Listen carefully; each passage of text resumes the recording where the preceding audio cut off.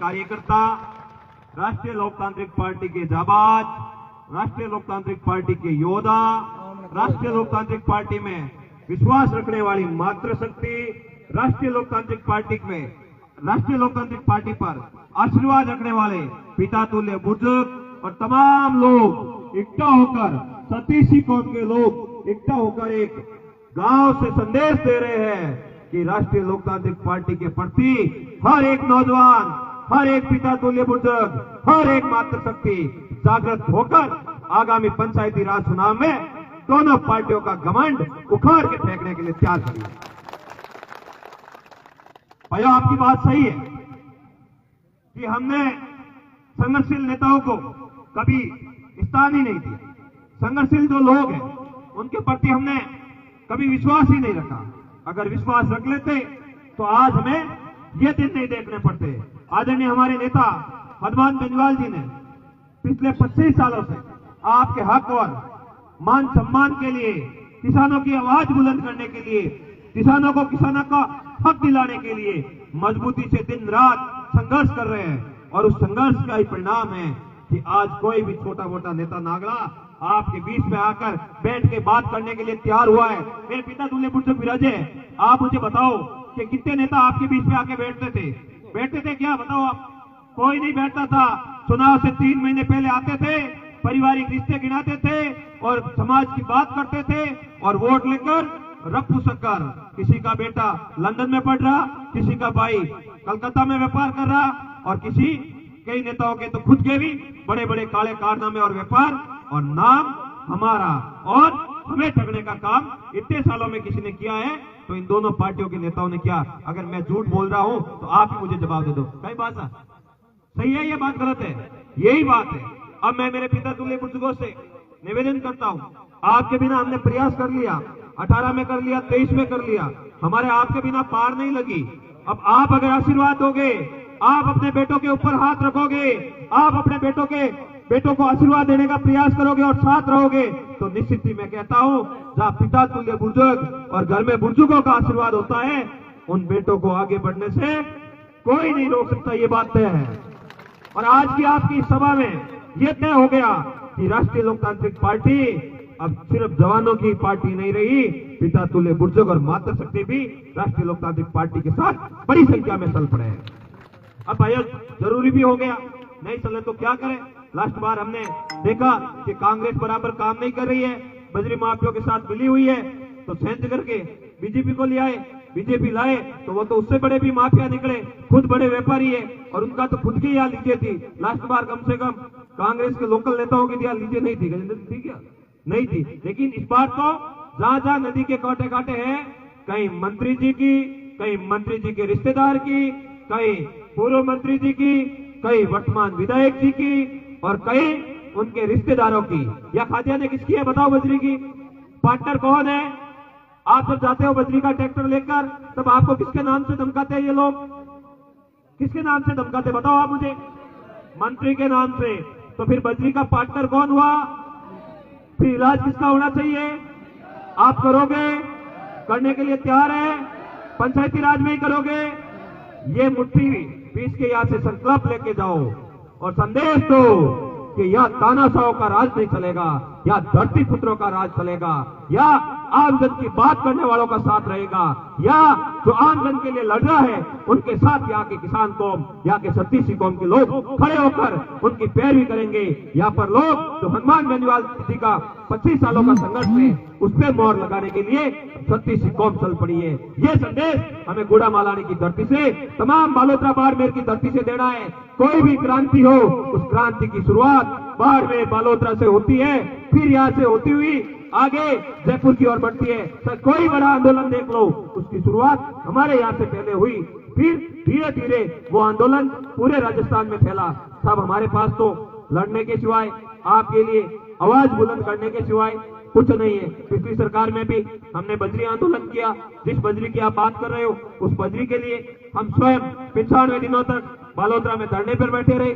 आप बड़ी संख्या में रोज बालोतरा आते थे और उस धरने को समर्थन देते थे।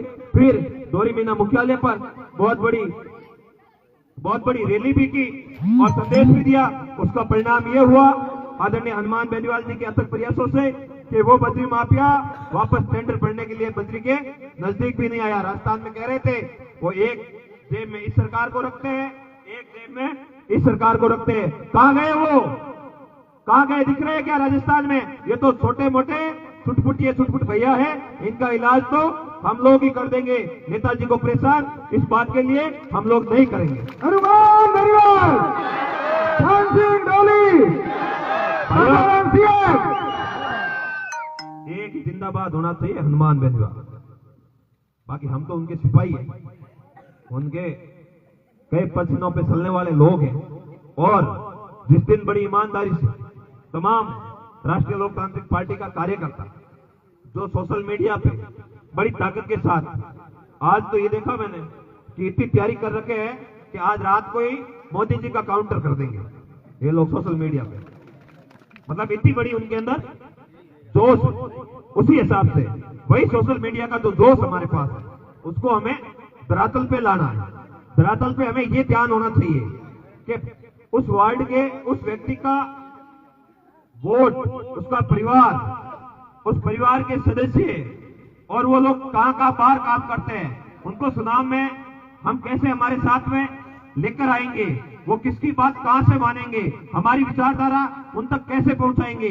अगर हमसे कोई नाराज है, आज हमारे साथ नहीं है, जाहिर सी बात है पहले कांग्रेस बीजेपी थी तो उनके साथ होंगे। जो हमारे साथ नहीं है उनको साथ में लाने के लिए उनसे लड़ाई झगड़ा नहीं करना है, उनके पास प्यार से जाना है और उन्हें समझाना है कि भैया हमने क्या किए।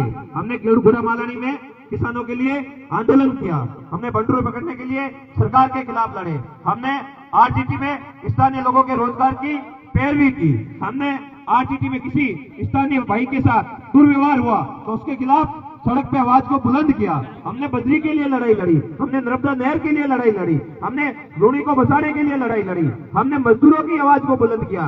और हमारे नेताजी ने किसानों के लिए सत्ता को ठोकर मारी, हमारे नेताजी ने अग्निवीर योजना का विरोध किया। और कोई भी छोटी मोटी बात होती है जिसका सीधा देश की प्रमुख पंचायत लोकसभा के पटल पे हमारे आदरणीय नेता हनुमान बेनीवाल जी रखते हैं। ये बातें हमें लोगों की बतानी है, ना कि किसी से उलझना है, किसी से नहीं उलझना। नेगेटिव कमेंट किसी के खिलाफ नहीं करना, नेगेटिव एनर्जी हमें कहीं नहीं लगानी है, हमें पॉजिटिव एनर्जी लगाते हुए अधिक से अधिक संख्या में छत्तीस कौम के लोगों को जोड़ते हुए आगे बढ़ना है। हमारी पार्टी में उन लोगों को तो एक सामान्य कार्यकर्ता की तरह खड़े होकर पार्टी का काम करना है और जो नए लोग आ रहे हैं उन लोगों को हमारे साथ जोड़कर दिन रात साथ में लेकर और नए लोगों को जोड़ने के लिए आगे लाने का प्रयास हम सबको करना है। अगर